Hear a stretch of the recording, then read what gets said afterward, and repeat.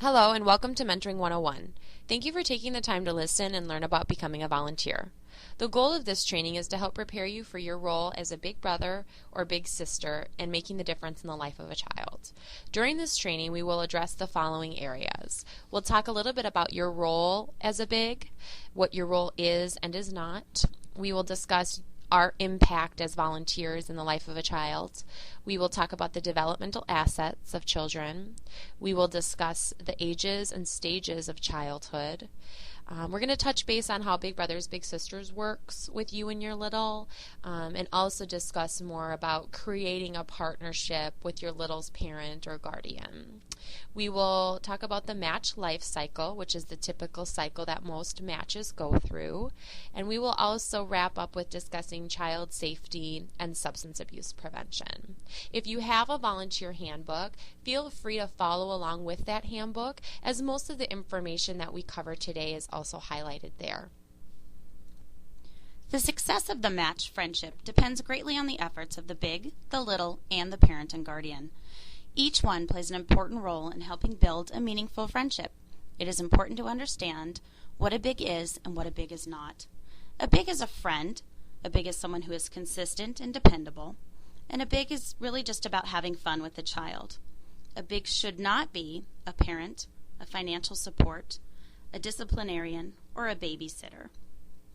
We like to always go over a little bit about the impact that a mentor makes in the life of a child. National research shows that positive relationships between youth and their big brother and big sister mentors have a direct and immeasurable impact on children's lives. By participating in our youth mentoring programs, little brothers and little sisters are 46% less likely than their peers to start using illegal drugs, 27% less likely to start drinking, 52% less likely than their peers to skip a day of school, and 37% less likely to skip class. We've also found that they become more confident in their schoolwork and they're able to get along better with their families. A local study of Big Brothers Big Sisters site-based mentoring programs conducted by ASU found the following results as well: that 92% of children have an increase in self-confidence, and 62% of children made better decisions after 6 months of being mentored. It also found that students improved or maintained passing grades in science, reading, and math. So it's just always important to keep this in mind as we go along through our relationship. There may be times where we ask ourselves, am I making an impact? So we always like to point out that there is proven research that is showing for sure Big Brothers and Big Sisters make an impact in the life of a child. Developmental assets. What kind of difference can one mentor realistically make in the life of a child? There is no simple answer to this question. The Search Institute offers some basic guidance for anyone who wants to make a difference in the lives of young people by identifying a list of 40 developmental assets that describe the kinds of experiences, skills, and opportunities that matter in the healthy development of young people. When adults make deliberate efforts to help young people increase the number and degree of these developmental assets they experience in their lives, it is called asset building. If you focus your energy on finding ways to help your little build these common sense assets through your relationship, you stand a good chance of making a difference in his or her life. These assets are both external, which are things that people can provide to a child, and internal, things that develop actually within the young child themselves. Internal and external assets. Through studies involving hundreds of thousands of young people from across the country, the Search Institute found 40 factors that are essential to young people's success. They call these 40 factors developmental assets. These assets aren't financial. Instead, they are opportunities, skills, relationships, values, and self-perceptions that all young people need in their lives. As mentioned before, these assets are both external and internal. Page 8 in your volunteer handbook provides you the 40 different developmental assets for you to review. Some examples are children having fun, or having a relationship with other adults, as well as adult role models, which is where you, as a big brother or big sister, can come in. It also includes children having creative activities, youth programs, school engagement, and so on. Some other asset building ideas include to remember that the focus of mentoring is really just about forming a relationship or friendship with the child. Talking about and modeling personal values. like saying please and thank you or holding the door open. Emphasizing the importance of lifelong learning, like visiting a library or touring a college campus. But most of all, enjoying your time together and just having fun. And now on to ages and stages of childhood. If you haven't had recent experiences with a child in the age group you'll be matched with, we have some information to help you work successfully with your little. We've created a chart designed to provide you with some general characteristics of children in each of the 4 different age categories. This chart may help you understand what your little might be like depending upon his or her age. It also includes some suggested match activities.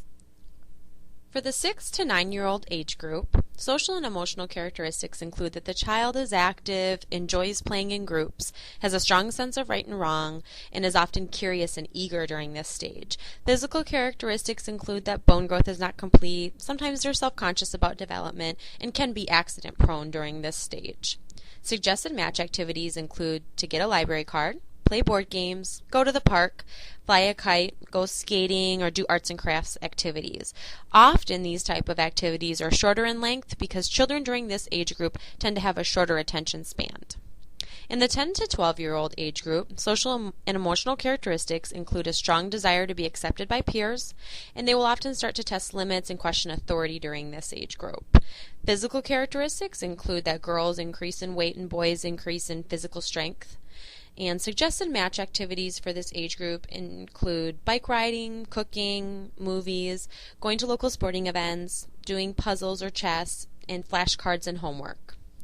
In the 13 to 15-year-old age range, social and emotional characteristics include fear of being unpopular. Often moods will start to fluctuate, and you may notice that your child has some more mood changes, and they may experience conflicts over control during this stage. Physical characteristics include rapid weight gain, a larger appetite, and of course the onset of puberty. Suggested match activities would be things like hiking, volunteering, cultural events, and festivals. This is also an age range where you can start really asking your child, what their interests are that they're developing and try to do things along those lines.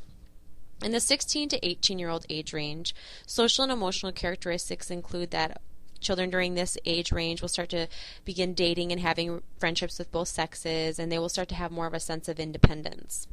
Physical characteristics include that girls often are near full adult height, and boys will continue to grow during this age range.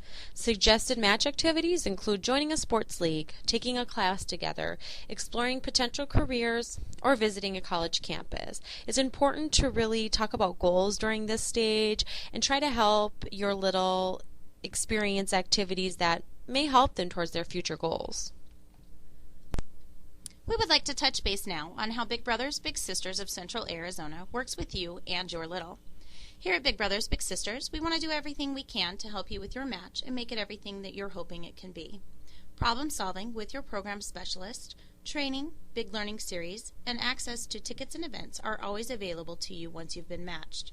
The role of your program specialist is to be a support person to your match, a resource guide, and someone to offer ideas and guidance through your match. Please remember that contact with your program specialist every 30 days through the first year and every 90 days for matches over a year is mandatory. Your program specialist can help provide you with feedback, resources, activity ideas, and assistance with communication when and if conflicts do arise. Please feel free to contact your program specialist to share stories about your match, discuss any concerns you may have, find out about current Big Brothers Big Sister events, or even just to talk. We'd love to hear from you. Now on to how to create a partnership with your little's parent or guardian. Parents and guardians have entrusted their child to you. They remain the leaders in their family, and our role is to support them whenever we can when it is appropriate. It's important that we respect and honor that. The parent's support is critical to the success of the match. It may take a while to establish your role with the parent. Listed below are just some ways you can work with a parent or guardian once you're matched. Respect and support their rules. Seek permission for activity plans. Be sensitive about the cost of activities. Communicate after the activity and describe how it went. And then certainly communicate any changes in plans or your contact information. And most importantly, respect their privacy and confidentiality. We're now moving forward to the match life cycle. After you are matched with your little, you may be thinking, what comes next and how fast will it happen? As every experienced big brother or sister will tell you, every friendship takes time to develop. It is a different experience for every big and little, and no doubt your friendship will be unique. However, there are some common stages that we have found that most matched friendships will go through at different times, usually depending on the level of trust that has been established. There are 4 different stages, and we'll briefly discuss each of them.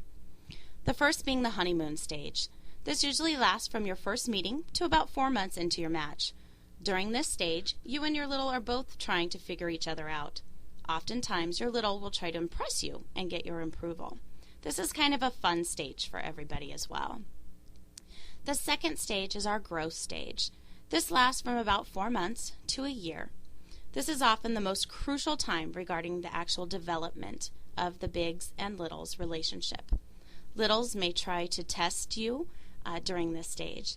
It is important in this stage to show reliability and consistency as a big and recognize and praise your little. And of course, you're still having fun. The third stage would be your maturity stage. This typically begins somewhere around your 1-year anniversary of your match. In this stage, you may notice your relationship with your little is more positive and realistic, and match activities may be less structured. By this time, your match has developed shared interests and traditions. You may find that you're spending a little less time together, but when you are together, it is a lot more meaningful. The last stage would be our closure stage. It is important to remember that all matches will come to an end at some point. Whether a child turns 18, graduates from high school, somebody moves away, anything of that nature. It is important when this happens to keep in mind tips for a successful match closure. Techniques for a successful match closure. While matches are definitely made with the hope that the friendships will last for many years, it is understood that sometimes matches may close earlier than expected. When it is time for your match to close, no matter when it's closing, it is imperative that the adults involved, which include the parent or guardian, the program specialist, and you as a big, work together to make the closure as positive of an experience as possible for the little. So basically what happens is when you know that a match will be closing, the first thing that you should do is notify your program specialist. As you know that the match will have to close, it's important for them to be aware, and that you and them can then determine the best way and method for informing the little and the parent or guardian. Communicate openly with everyone. It's very important that you sit the parent and child down and just let them know what's happening and why the match has to close. If appropriate, plan a final outing. Talk to your little about what you gained from the match relationship so that you can really end on a positive note and reflect back on the positive things that happened during your friendship. Be honest about the possibility of future contact. So if you hope to stay in touch with the little, let them know. But if for some reason you feel that won't be possible, don't promise something that you cannot do. And consider rematching to another little if that's possible. Moving forward to child safety. Child safety is a top priority for Big Brothers Big Sisters. While it is not a typical scenario, it is important for everyone and anyone working with children to be prepared in the event a child discloses that they are a victim of abuse. If your little tells you that someone has hurt them, or you suspect they are being abused, it is imperative that you contact your program specialist immediately. In responding to these disclosures of abuse, we ask that you be a good listener and encourage the child to speak freely. Most importantly, ask open-ended questions, but do not investigate. If at all possible, write down the child's exact words. These questions are listed for you in your handbook as well as in the slideshow. Reporting a disclosure of abuse. Anyone working with children, including Big Brothers Big Sisters staff as well as volunteers, are required by the state of Arizona to report any suspicion of child abuse. Situations that warrant a report to Child Protective Services include if a child is physically harmed, neglected, or abused, or living within an unhealthy or dangerous environment. Refer to page 18 of your volunteer handbook for possible signs of abuse, but remember, having 1 or 2 of these signs doesn't necessarily indicate abuse, but many together combined may indicate such. Substance abuse prevention and awareness. When working with your little, the issue or discussion of substance abuse may come up during the time you're matched. It is important to know what to look for that may indicate substance abuse in a child, but it is also important that just through discussing, making healthy decisions with your little, realizing you can really prevent substance abuse in that way. If you feel that your little may be experimenting with drugs or alcohol, remember to look for change over time in regards to physical symptoms, behavioral symptoms, and psychological symptoms. This is also something that you can discuss with your program specialist if you feel you're noticing signs or behaviors that may be different than what you're used to in your little. If you want to learn more about substance abuse prevention and awareness, there's some resources listed on the slide and in your handbook that can help you just, explore this issue further, especially if you feel like it's something that is affecting your match at some point in time. That concludes this session of Mentoring 101. I invite you to listen to our second session of Mentoring 101, which deals with common match problems. We've collected some examples of these common problems, which are normal for our match relationships to experience. For example, what to do if you're running into scheduling problems with your little's parent. That can be found on the next slide. Big Brothers Big Sisters of Central Arizona wants to thank you for choosing to become a big brother or big sister, and we wish you the best of luck in your mentoring experience. Thank you for being part of our program.